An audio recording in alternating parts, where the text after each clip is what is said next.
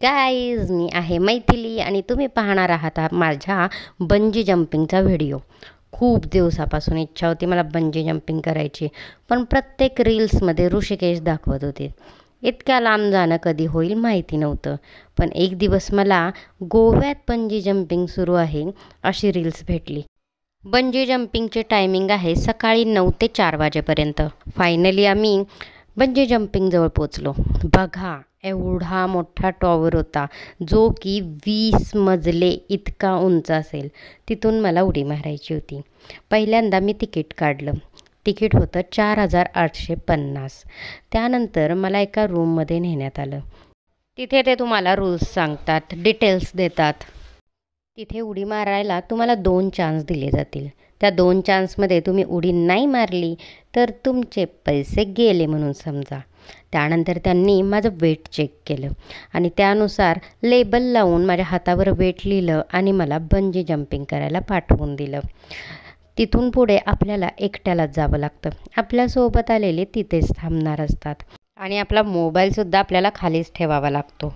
त्यानंतर आपल्याला लिफ्टनेच वरती टॉवरवर नेलं जातं.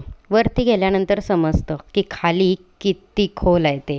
पण मी तर मनाची फुल तयारी करून गेले होते. ती किती होती ती आता तुम्हाला दिसेलच.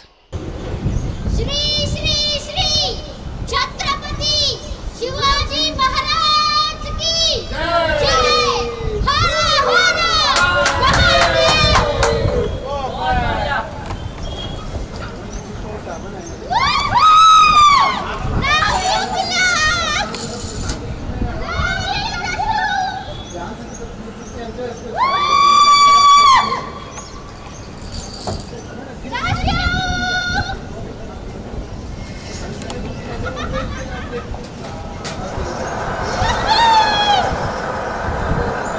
माझं बाळ मला खालून बघत होतं. ते मला खालून मम्मी मम्मी म्हणून हाक मारत होतं.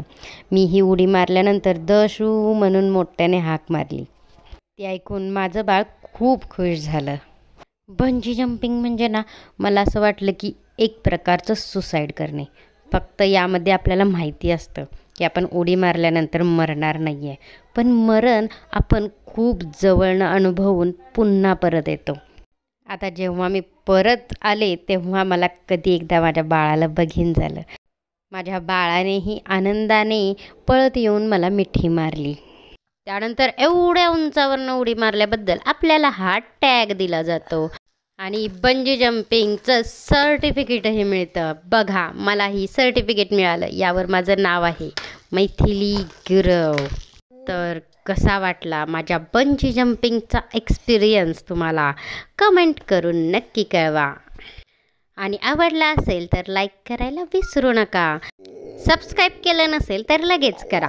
छत्रपती शिवाजी महाराज की जय.